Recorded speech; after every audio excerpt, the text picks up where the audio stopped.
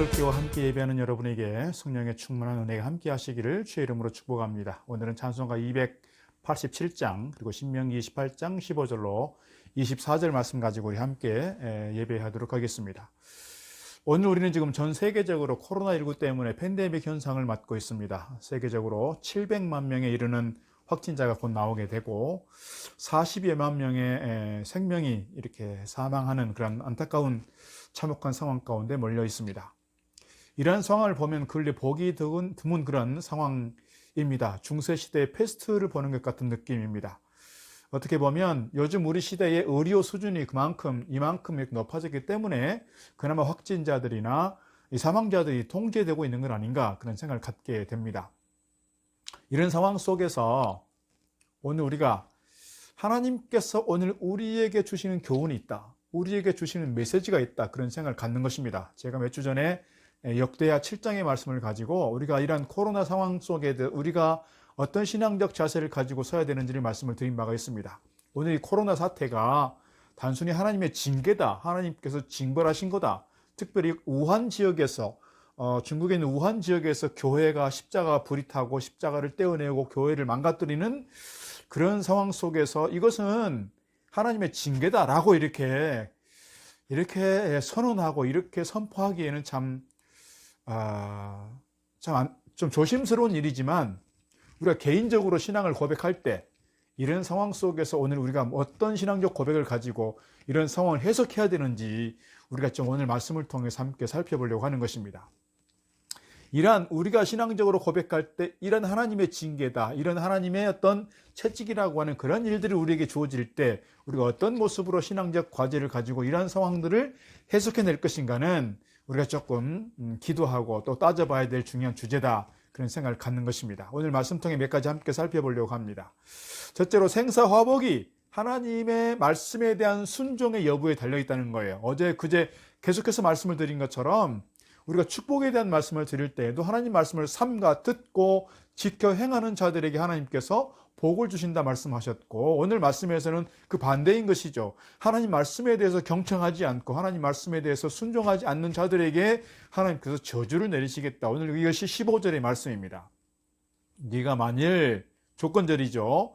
네가 만일 네 하나님 여호와의 말씀을 순종하지 아니하여 내가 오늘 내게 명령하는 그 모든 명령과 규례를 지켜 행하지 아니하면 이 모든 저주가 너에게 임하며 너에게 이를 것이다. 이 모든 저주는 16절 이하에 나오는 여러 가지 저주의 내용들입니다. 이것이 28장 마지막 절까지 연결되는 저주의 내용들이라고 말씀드릴 수가 있습니다.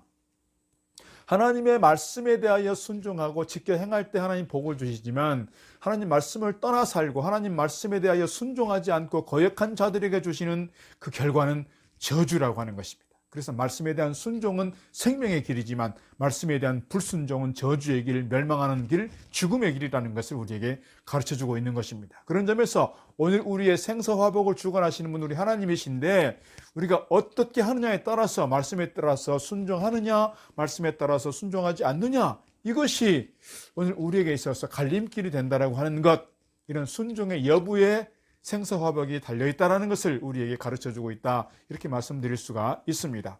사람이 징계를 받는 중에도 계속해서 자기 고집을 피우고 징계를 받는 중에서도 계속해서 악한 길로 가게 되면 결국은 뭡니까?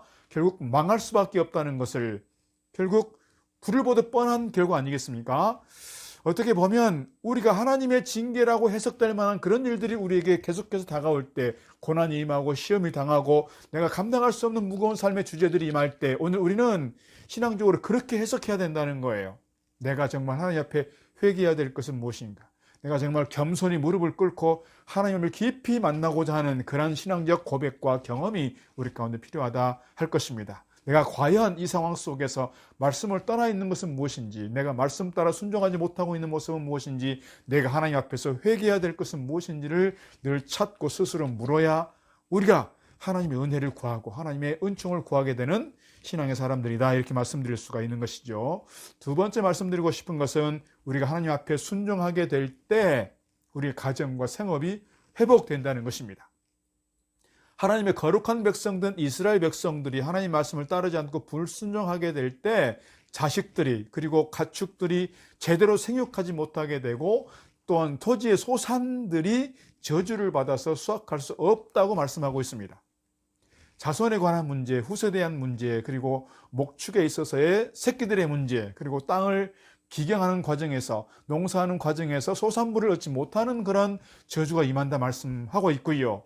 더 나아가서 사실은 이스라엘 역사 속에서 이것이 정말 적나라하게 드러나게 된 것은 이스라엘 백성들이 가나안 땅에 들어가자마자 사실은 가나안의 그 문화에 흡수가 되고요. 가나안 사람들이 섬겼던 우상에 빠지게 되고요. 하나님을 떠나게 되지 않습니까? 그럴 때 하나님께서 그들 가운데 지계를 내리시는데 이방 민족들을 통해서 그들을 치게 하시고 그들을 징계하십니다. 사람들을 잡아가게 되고요. 그들의 집이 무너지게 되고요. 그들의 논밭을 빼앗기게 되고요. 농사지은 것들 다 수탈당하고 약탈당하는 모습들을 갖게 됩니다. 이것이 하나님을 떠난 말씀을 불순종하는 이스라엘 백성들에 대한 하나님의 징계라는 사실입니다. 오늘 우리도 마찬가지 아닐까 싶습니다. 오늘 우리가 정말 믿음의 사람이라고 하지만 하나님의 뜻을 따르지 않고 하나님께서 우리에게 주신 말씀을 따르지 않을 때 고집스럽게 자신의 탐욕만을 추구해 갈 때 하나님께서는 우리로 하여금 정신을 차리도록 우리 손에 가지고 있는 그 무엇들을 다 빼앗아 가실 것입니다. 어떻게 보면 우리의 것들을 잃게 만드실 것입니다.